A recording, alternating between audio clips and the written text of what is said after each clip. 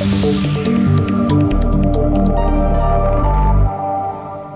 some answers, we've got Jan Hagen with us, a professor of banking. Are the lenders running around at the moment with their hands in the air, screaming? Well, it seems, and I think they have some justification. I think the news that we got from Greece, but also Italy, are not really encouraging. And I think investors are right to be nervous because there's no clear strategy visible from the EU members.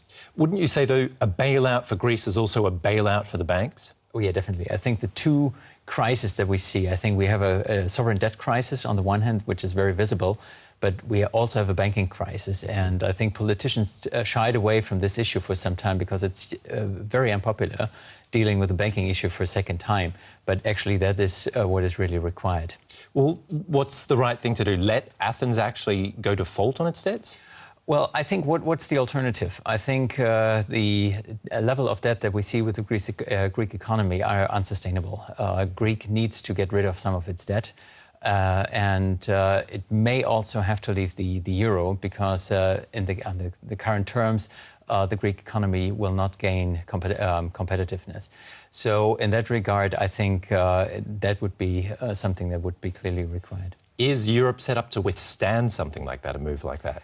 Well, again, what are the alternatives? I think they have to face reality, and that means they have to take some hard measures.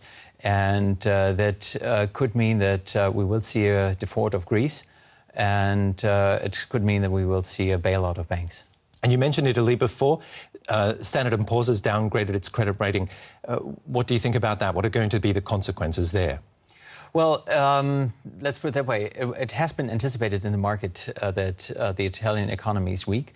And I think what Standard & Poor's tries to say is that the efforts of budget cuts are not enough. They have softened the initial measures.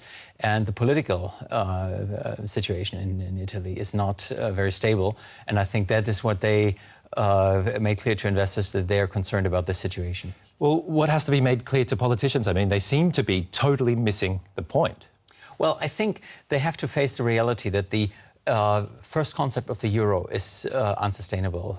We have diverging economies. We have national politics with regard to sovereign debt.